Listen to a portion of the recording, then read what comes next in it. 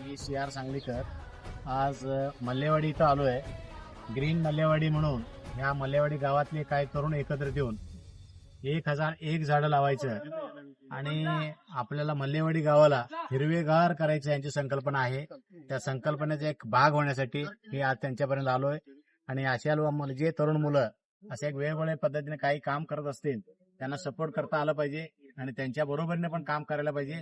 अशाच पद्धतीने फक्त एका मल्लेवाडीमध्ये तुम्ही यशस्वी केलात तर तुमच्या आजूबाजूच्या गावामध्ये पण असंच ग्रीन आपण वाढवला तर आपल्याला कार्बन डायऑक्साईड किती जर असेल तर ऑक्सिजनचं प्रमाण आपल्याला जास्तीत जास्त मिळेल आणि ऑक्सिजन असल्या कारणाने ते आपण व्यवस्थितपणे हेल्दी राहू शकतो.